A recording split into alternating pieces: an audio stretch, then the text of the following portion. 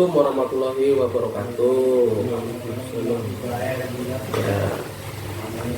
Baik ya, perkenalkan kami di sini akan melakukan wawancara tanya jawab dengan kepala sekolah mengenai perbedaan antara dilema etika dan rujukan moral. Berikut pengalaman-pengalaman yang beliau pernah alami semasa menjabat sebagai kepala sekolah. Ya, perkenalkan, beliau adalah Pak Charlie yang bertugas sebagai kepala UPTD SDN 3 Patrol. Nah, baik ya. Yang pertama, masalah dilema etika nih Pak ya. Bagaimana cara Bapak dalam mengidentifikasi kasus dilema etika dan rujukan moral? Itu seperti apa Pak? Oh ya, terima kasih.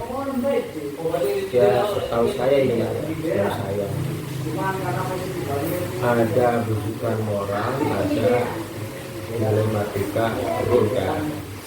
Seperti yang pernah kami alami, kalau rujukan moral itu seperti ini contohnya.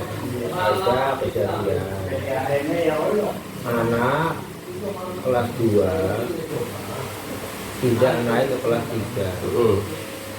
Memang pertimbangan dari ibu kelasnya masuk akal karena banyak kurangan, ya anaknya tidak layak lah untuk naik kelas.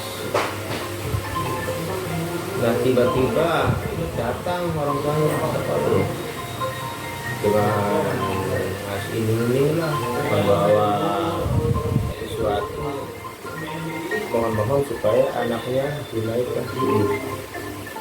Nah, jelas itu kami pihak sekolah merasa keberatan, sehingga hal seperti ini ya dengan sangat punten-punten tidak bisa kami kabulkan. Yaitu contoh yang seperti itu rujukan moral. Jangan yang kedua tadi apa itu Dilema etika. Ya, yang itu dilematika etika, setahu saya gitu, seperti kasus seperti ini. Ada anak kelas 6. Nah, dia ini termasuk anak yang pandai. Pas kegiatan ujian, anak ini mengalami musibah, sehingga anak ini tidak bisa ikut ujian. Kan secara aturan main, karena tidak ikut ujian otomatis kan tidak lulus. Betul. Tapi pertimbangan kami ya bagaimana? Ya kan pandai kan tidak dikehendaki oleh siapapun mengalami kecelakaan. Sehingga saat itu kami punya pemikiran atau punya sikap dengan cara apa? Karena kan punya atasan, ya kami konsultasi dengan pengawas, ya kan, ya benar, minta pencerahannya gimana menyikapinya, begitu. Berarti terlihat ada perbedaan yang jelas Pak ya, antara dilema etika dan juga rujukan moral ya, dimana tadi yang saya tangkap adalah ada nilai yang benar dan ada nilai yang salah ya. Oke, terima kasih Pak. Nah, berikutnya Pak, untuk dilema etika itu kan pilihan keduanya kan sama-sama benar, seperti tadi tuh anak yang sedang ujian tuh ya. Nah, bagaimana cara Bapak dalam mengambil keputusan di mana keputusan keduanya itu bernilai benar Pak? Ya kan Pak, sebelum kami melangkah mengambil keputusan, ya kami konsultasi dengan atasan kami, dengan pengawas, bisa dengan Pak kasih kurikulum atau dengan Pak Kabid SD. Nanti dari beliau ini masukan-masukannya berikan pertimbangan kami untuk mengambil sebuah keputusan. Berarti termasuk diskusi dengan rekan guru Pak ya, bawahan bisa termasuk. Itu kan lebih abdul kan dengan atasan kami. Lebih dari atas gitu. Oke. Nah, kemudian Pak, ini terkait dengan situasi dilema etika nanti dalam pengambilan keputusan Bapak, bisa tolong jelaskan tahapan-tahapan atau langkah-langkah seperti apa yang biasa Bapak lakukan dalam menyelesaikan kasus dilema etika? Ya, langkah pertama kami berdiskusi dengan intern ya, dengan guru-guru yang ada di sekolah kami. Setelah itu ya kami meningkat ke langkah yang kedua, minta pendapat, pandangan dari atasan kami ya. Tadi seperti bapak pengawas. Itu langkah-langkahnya. Nanti dari hasil langkah-langkah tadi kita analisa gitu kan, keren bahasanya. Kita analisa untuk mengambil sebuah keputusan. Jadi intinya adalah kolaborasi Pak ya dengan berbagai pihak Pak ya, terutama pihak-pihak yang punya wewenang ya. Karena masalah ini kan lebih khususnya adalah mengenai ya kelembagaan Pak ya. Oke, baik. Nah, kemudian Pak ya, dalam pengambilan keputusan tersebut, hal apa saja yang Bapak anggap efektif dalam pengambilan keputusan yang mengandung dilema etika? Jadi apa saja yang Bapak anggap efektif, faktor-faktor apa saja nih Pak? Yang efektif menurut saya adalah kalau ada suatu persoalan kita kembali kepada aturan main. Apa itu peraturan, perundang-undangan, apa cipla, juknis, kita lihat ke sana. Itu yang paling efektif. Gimana aturannya itu? Kalau setelah melihat itu masih ragu-ragu, baru kita konsul dengan atasan kita. Walaupun kedua jawabannya itu bernilai benar Pak ya? Iya, nggak apa-apa. Nggak apa-apa Pak. Supaya ada dua hal sebagai pertimbangan kami begitu. Jadi segala sesuatunya harus dipertimbangkan terlebih dahulu sebelum mengambil keputusan ya. Oke. Nah, sepengalaman Bapak menjabat sebagai kepala sekolah nih Pak, apa saja tantangan yang Bapak pernah hadapi dalam kasus dilema etika ini Pak? Tantangan yang ya boleh yang terberat atau yang pernah dialami lah, yang paling berkesan. Nah, ini yang termasuknya aktual ya, karena belum lama, tahun kemarin. Pas kami punya anak kelas 6 ini malas sekali, malas dalam hadiran ya. Nah, cuman karena kami punya rasa kasihan ya, kalau anak ini sampai katakan DO atau apa, sehingga kami mengundang orang tuanya di saat mau ujian. Tolonglah Bu, ini Pak, kira-kira anaknya ini pas ujian mah datanglah, ikutlah, kasihan nanti kalau tidak ikut ujian otomatis tidak lulus.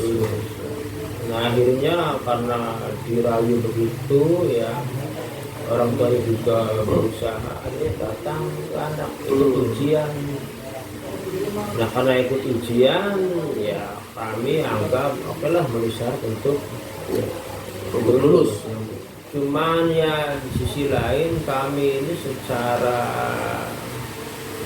moral merasa bersalah dengan anak-anak yang rajin. Karena nanti di mata anak-anak yang rajin itu gimana kesannya? Lah si itu padahal mah jarang masuk. Tapi karena ujiannya itu sama dengan kita dulu di sini, jadi apa ya dilemanya di situ. Jadi dalam hati guru-guru dan juga kepala sekolah itu terjadi benturan nilai ya, nilai-nilai kebajikan seperti tadi, rasa kasihan memang ada apa ya, kemudian juga tadi cara edukasi kan tidak mendidik kepada ya, yang rajin. Itu kan pesannya kan wah kayak gitu. Berarti tidak ada rasa keadilan ya, mereka yang setiap hari rajin Pak ya, tiba-tiba ada teman yang tidak hadir juga ikut lulus Pak ya, cuma ikut ujiannya saja gitu. Dilemanya di situ. Berarti pada hati nurani Pak ya, tantangan yang pernah Bapak hadapi tentu adalah hati nurani ya sebagai seorang kepala sekolah. Oke, terima kasih Pak. Nah, berikutnya dalam menyelesaikan kasus dilema etika nih Pak, apakah Bapak itu langsung menyelesaikan di tempat saat itu juga atau punya jadwal tertentu Pak?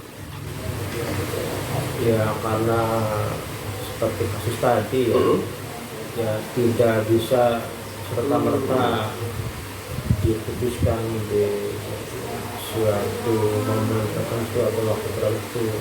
Ya ada tahapan-tahapan, Ada tahapannya. bertahap. Berarti tidak bisa dalam waktu itu juga Pak ya, berarti harus beberapa hari atau bahkan minggu Pak ya. Oke, baik Pak. Berikutnya Pak nih, dalam penyelesaian kasus tersebut apa saja faktor-faktor yang dapat membantu Bapak? Faktor yang bisa membantu menyelesaikan kasus-kasus tersebut Pak. Oh, yang membantu. Iya. Ya, Faktor pendukung. di antaranya adalah kita dengan guru-guru yang ada di sekolah kami ya, khususnya guru kelas 6. Nah, pada kelas 6-nya memberikan respon, tanggapan, dan memiliki pemikiran yang jernih, jelas membantu. Kemudian kita undang orang tuanya, kalau orang tuanya tidak emosional ya, tapi dengan jiwa besar menerima apa yang kita sampaikan juga membantu. Ditambah yang anaknya ternyata bisa luluh kan, seperti kasus tadi pas ujian ya mau ikut, kan bisa membantu. Berarti faktor yang bisa mendukung adalah bantuan Pak ya, dari berbagai pihak yang terkait ya, bisa jadi orang tua, gurunya, anaknya, bahkan mungkin ya atasan langsung dari kepala sekolah seperti itu. Oke. Nah terakhir nih Pak, menurut pengalaman Bapak nih, apa saja pelajaran yang dapat diambil ketika kita menyelesaikan kasus dilematika? Hikmah apa yang bisa kita ambil nih Pak? Oh gitu ya. Iya. Seperti kasus tadi ya. Hikmahnya ke depan, kalau ada kejadian seperti itu lagi, ya saya harus punya ketegasan demi marwah wibawa sekolah. Ya sudah, nggak apa-apa lah, kan tidak harus lulus 100% kan. Iya, betul. Kalau memang tidak layak lulus ya sudah, nggak apa-apa tidak lulus. Daripada tadi itu kita malah mengedukasi kepada anak-anak ada pemikiran ya si kayak kanan diganggu dulu. Iya. Mendingan kita tegas saja lah ke depan lah. Kalau ada yang seperti itu ya tidak bisa, tidak apa-apa begitu. Ya memang pada kenyataannya sulit Pak ya dalam memecahkan kasus dilematika di mana keduanya bernilai benar. Satu sisi kita harus mungkin yang merasa kasihan terhadap murid, satu sisi juga kita merasa apa ya, ada aturan yang dilanggar mungkin Pak ya, ada ya, seperti itu, sehingga kita sebagai seorang guru merasa seperti apa ya, terbebani atau punya rasa bersalah gitu ya terhadap siswa yang lain yang tadi rajin itu. Betul sekali. Secara moral Pak ya. Oke. Nah,